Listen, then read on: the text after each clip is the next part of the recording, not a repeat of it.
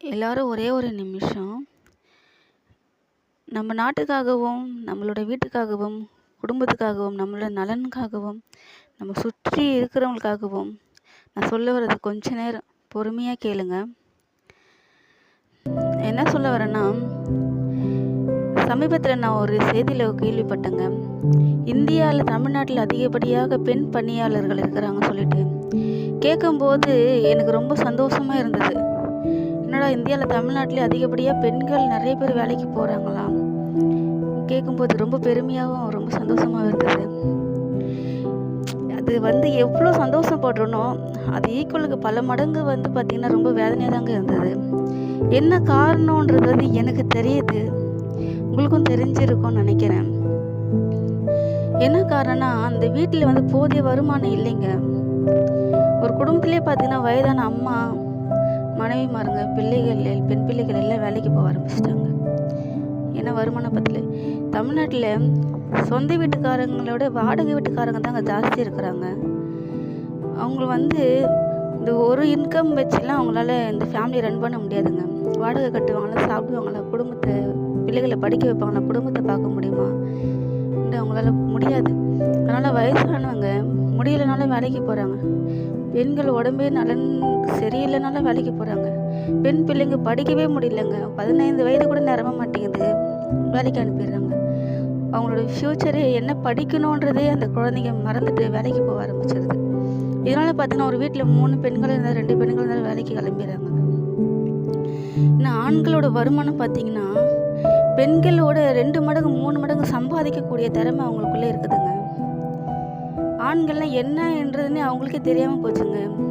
அந்த காலத்துலலாம் பார்த்தீங்கன்னா, நிறைய ஆண்கள் தான் ஒரு தேசத்தை கட்டி காக்கிறதே அவங்க தான். ராஜாக்களும் பெரிய மந்திரிகளும் நிறைய உழைப்பாளிகள், திறமைசாலிகள், நிறைய வருமானக்காரங்களும் ஆண்கள் தாங்க.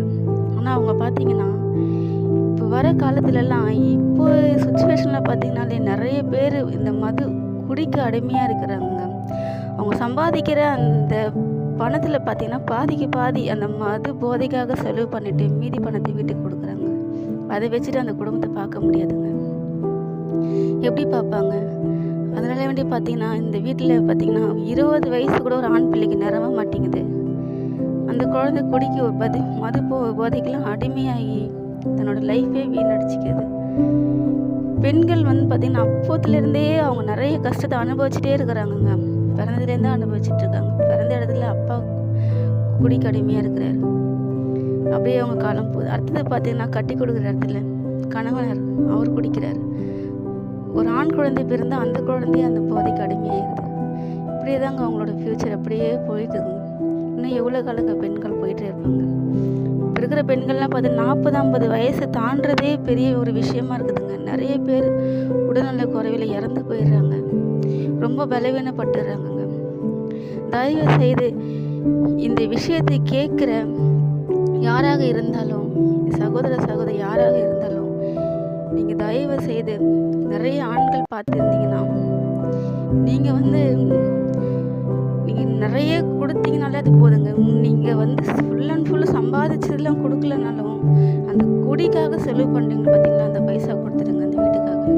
அங்கே பார்த்தீங்கன்னா, அந்த ஒரு குழந்தை படிக்க போகும், வேலைக்கு போக மாட்டாங்க. அந்த பெண் பிள்ளை என்ன நினைக்குதோ அது படிக்கும், வேலைக்கு போகாது. அம்மா வயசானவங்க போகிறாங்களோ அவங்க போக மாட்டாங்க, இருப்பாங்க.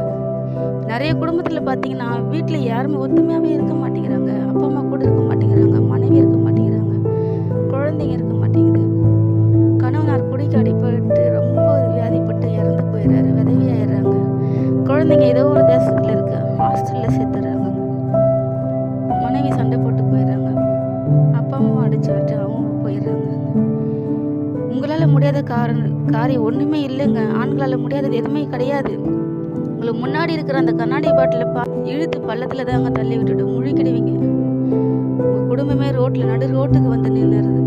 பின்னாடி உங்களையே நம்பி பின்னாடி இருக்கிற அந்த குடும்பத்தை நீங்கள் கொஞ்சம் கூட யோசிச்சிட்டிங்கன்னா, இந்த மது பழக்கத்துக்கே நீங்கள் போக மாட்டீங்க. அதனால தான் பார்த்தீங்கன்னா, இந்த உலகத்திலே ஒரு ஆண் தான் ஃபஸ்ட்டு இந்த பூமிக்கே வந்திருக்கிறாரு. உங்களை நம்பி தான் ஒரு பெண் வந்திருக்காங்க. அது காரணம் என்னன்னு உங்களுக்கே தெரியும். ஏன்னா உங்களை நம்பி இந்த உலகத்தையே கடவுள் கொடுத்துருக்காருன்னா, அது உங்களால் எல்லாமே முடியும். நீங்கள் அவ்வளோ ஒரு பலமுள்ள ஒரு ஆண்கள். இதெல்லாம் கொஞ்சம் மனசு வச்சிங்கன்னா உங்கள் குடும்பத்தில் உங்கள் குழந்தைங்க உங்கள் பாசத்துக்காக ஏங்கி இருக்கு. அப்பா நம்மக்கிட்ட பேச மாட்டேங்கிறாங்களேன்னு உங்கள் அம்மா அப்பா ஏங்கியிருக்கிறாங்க. மகன் நம்ம இந்த மாதிரி இல்லையா, ரொம்ப மாறிட்டான், நம்மளே அடிக்கிறான் துரத்துறான், மனைவி கொஞ்சம் பேச மாட்டேங்கிறாரு, நீ ஏங்கியிருக்கிறாங்க. உங்கள் பாசத்தெல்லாம் நீங்கள் இது பண்ணுறீங்க. பாசம்லாம் அன்பு பார்த்தீங்கன்னா சும்மாங்க, அதெல்லாம் பணம் காசெல்லாம் கிடையாது. நீங்கள் மனம் திருந்தி அவங்கக்கிட்ட பேசினாலே போதும். நீங்கள் அந்த போதை பழக்கத்துக்கு போக மாட்டீங்க. நீங்கள் நினைக்கலாம் கடை இருக்குது நான் போவேன் அப்படின்னு. எல்லா கடையும் இருக்குங்க. இப்போ ஒரு கடையில் வியாபாரம் ஆயிடுச்சுன்னா ஜனங்க போகிற வரைக்கும் அந்த கடை வியாபாரம் ஆகிட்டே தான் இருக்கும். அவங்க மூட மாட்டாங்க. இப்போ யாருமே போகலன்னா அந்த கடை ஆட்டோமேட்டிக்காக மூடிடுவாங்கங்க. நீங்களாம் போகாதீங்க. தயவு செய்து உங்களே நம்பியிருக்க இந்த குடும்பத்தை யோசிங்க. நிறைய குடும்பம் சின்ன பண்ணாமல் செதஞ்சு போயிருக்குங்க. அதில் என்னோட குடும்பமும் சேர்த்து இருக்கு. என்னோட கணவர் ரொம்ப குடியில் அடிபட்டு பிரிஞ்சு போனது தான் மிச்சம். நான் ஒண்டியால் சம்பாதிச்சு இந்த குடும்பத்தை பார்ப்பேன். நான் குழந்தைய படிக்க வைப்பேன். நான் என்ன பண்ண வேண்டியது எனக்கே தெரியல. ஒரு நிம்மதியாக தூங்க கூட என்னால் தூங்க முடியலங்க. ஓடிட்டே இருக்கிறேன். என் குழந்தை, என்னோட பெண் குழந்தை பார்த்தீங்கன்னா நல்லா படிக்கணும்னு ஆசைப்பட்றா. ஆனால் என்னோடய ஃபேமிலி சுச்சுவேஷன் பார்த்துட்டு நான் படிக்க மாட்டேம்மா, நான் வேலைக்கு போகிறேன்னு சொல்கிறேன். அப்படின்ற போது நான் யோசிக்கிறேன், சரி இவ்வளோ வேலைக்கு அனுப்பிட்டியாச்சும் இந்த குடும்பத்தை பார்க்கலாமா, இல்லை அவளை படிக்க வைக்க முடியலையே வேலைக்கு அனுப்புறோம்னு துக்கப்படுறதா, எனக்கு எதுவுமே சொல்ல தெரியலங்க. தயவுசெய்து இது யாருக்கு இது நீங்கள் கேட்டிங்கனாலும் நீங்கள் மற்றவங்கக்கிட்ட சொல்லுங்கள். உங்கள் குடும்பத்தை விட்டுறாதீங்க. உங்களே நம்பிக்கை அந்த குடும்பத்தை விட்டுடாதுங்க தயவுசெய்து. நான் என்ன சொல்கிறேன்னா, எல்லா பெண்கள் சார்பாகவும் ஆண்கள் சார்பாகவும் நான் அரசாங்கத்துக்கு ஒரே ஒரு கோரிக்கை மட்டும் நான் கேட்டுக்கிறேங்க. நீங்கள் பெண்களுக்காக நிறைய நலத்திட்டங்கள்லாம் செய்கிறீங்க, எங்களுக்கு ரொம்ப சந்தோஷமாக இருக்குது. ஆனால் நீங்கள் ஒரே ஒரு நலத்திட்டம் நீங்கள் செய்யணும்னு நினச்சிங்கன்னா இருக்கிற அரசாங்கமும் சரி, இனி வர அரசாங்கத்தில் யாராக இருந்தாலும் சரி, இந்த மது கடைகளை மட்டும் தயவு செய்து நீங்கள் மூடிடுங்க. இதுவே நீங்கள் செய்கிற பெண்களுக்காக பெரிய ஒரு விஷயமா இருக்கும். இதை நீங்கள் செஞ்சிட்டிங்கனாலே பெண்கள் ஜெயிச்சிருவாங்க உங்கள் லைஃப்பில். நிறைய பெண்கள் படித்தது தான் வேலைக்கு போகிற மாதிரி இருக்கும். இது அப்படியே போயிட்டு இருந்தாங்களா பார்த்தீங்கன்னா அதிகப்படியே பெண்கள் வேலைக்கு போகிற காலம் மாறி பெண்கள் மட்டும்தான் தமிழ்நாட்டிலே வேலைக்கு போகிறாங்க, குடும்பமே கிடையாது என்ற தமிழ்நாடே மாறிடுங்க. குடும்பமே யாருமே வாழவே மாட்டாங்க. எல்லா குடும்பமும் செதறிக்குங்க. எனக்கு கேள்விப்பட்ட எல்லா குடும்பமும் செதறி போயிருக்கு.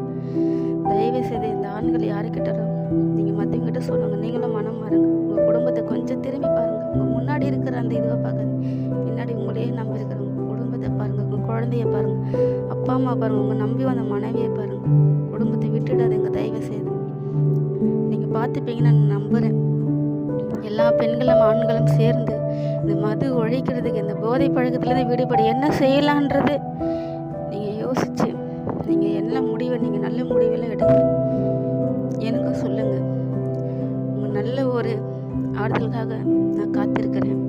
நன்றி.